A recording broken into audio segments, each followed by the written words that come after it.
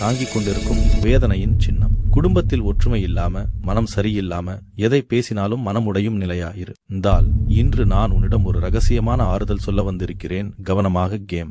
நீ உன் குடும்பத்துக்காக எவ்வளவு உழைத்திருக்கிறாய், அதை யாரும் புரிந்து கொள்ளவே இல்லை என ஒரு வரி என் மனதுக்குள் இருந்து கொண்டே இருக்கிறது. ஆனா நான் அதை புரிந்து வைத்துள்ளேன். உன் மனசு இன்று குலுங்குகிறது. ஆனா கவலைப்படாதே, நான் தான் உன் மனசுக்கு துணை.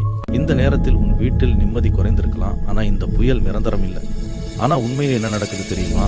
நான் உன் குடும்பத்தை ஒரு புதிய நிலையில் கொண்டு செல்வதற்காக சில தேவையில்லாத விஷயங்களை உன் வாழ்க்கையில் இலிருந்து அகற்றி கொண்டிருக்கிறேன்.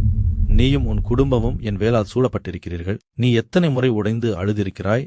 அந்த ஒவ்வொரு துளியும் என் பாதத்திலே விழுந்து உன் வீட்டை ஆசி செய்யும் சக்தியாக மாறிவிட்டது. நான் உன் வீட்டில் ஒளி வைத்திருக்கிறேன். ஆனா உனக்கு அது இன்னும் தெரியல. நீ எல்லாம் சுமையையும் தனியா தாங்குறே, அதுதான் உன சோர்வடிக்குது. ஆனா இனி அந்த சுமை முழுவதையும் நீ ஒருத்தி தாங்க வேண்டியது.